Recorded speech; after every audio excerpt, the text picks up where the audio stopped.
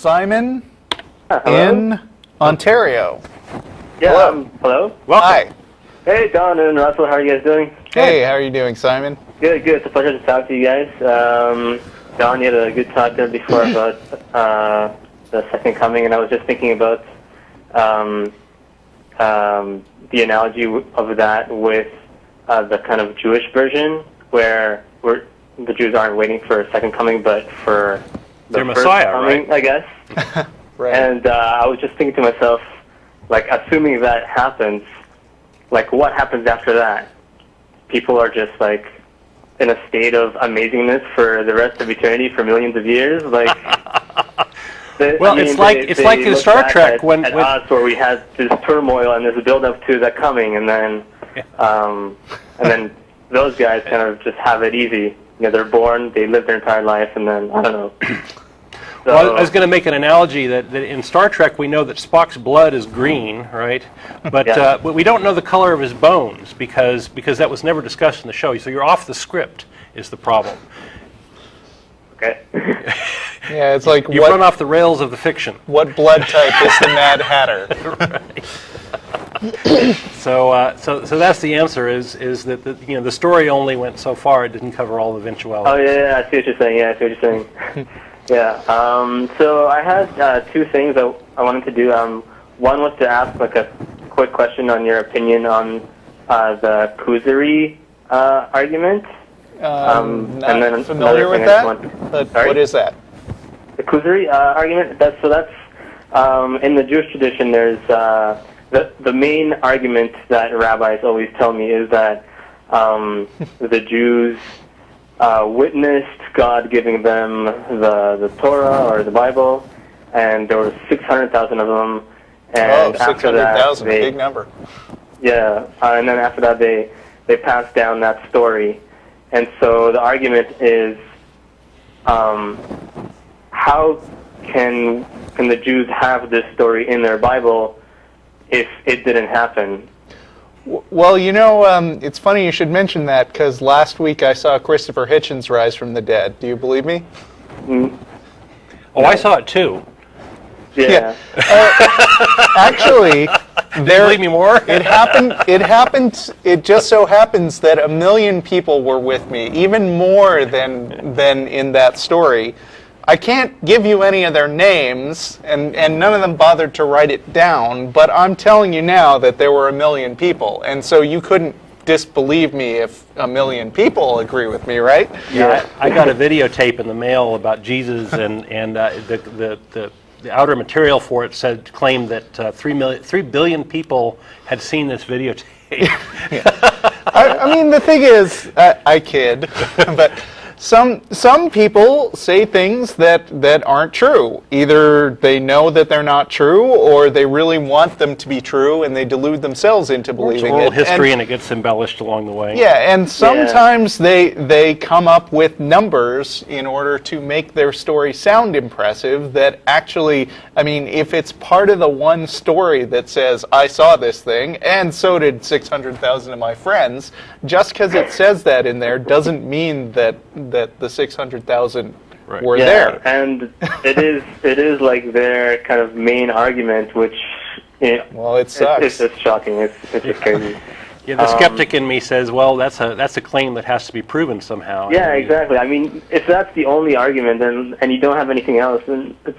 Yeah, and historians actually have ways of working this stuff out. I mean, people call us and say, well, you don't have any evidence that Julius Caesar was alive. But the fact is that it wasn't just like one guy or a handful of buddies who said, I swear I saw this guy, Julius Caesar, do amazing things.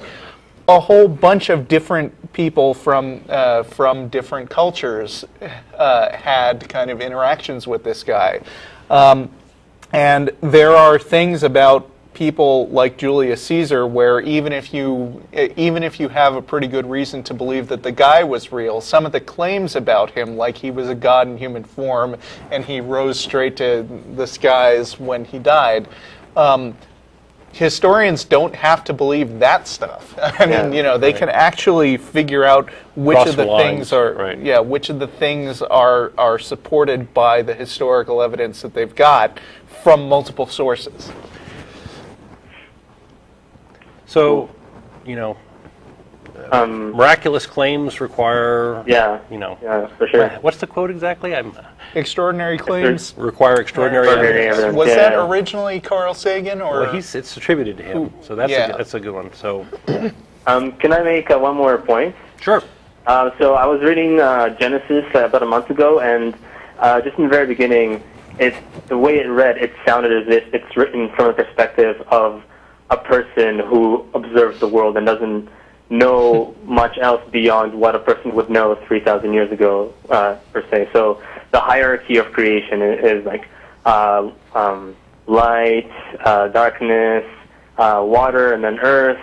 And then there's like the firmament, and then the stars, and then the sun and the sky, and then grass, light. Well, in et cetera. Genesis 1:1 and Genesis 1:2, there are two different creation accounts, and they conflict with each other, and they're both wrong. So, Oh yeah.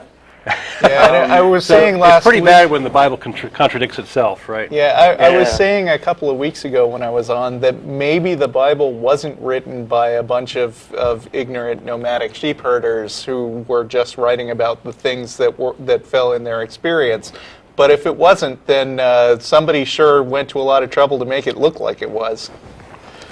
Yeah, exactly. Yeah, maybe we should hatch a conspiracy theory. And so, like the interesting thing that I discovered was I was reading the Hebrew version. I read it in Hebrew. Well, I'm impressed. Yeah, I grew up in Israel. So, the word for firmament was rakia, and that was one word I could never understand what that meant. That's something that kind of never clicked with me. And then I looked it up in the dictionary, and the dictionary said, rakia is the nickname that people in ancient times gave to the dome of the sky that separated the water above from the water below.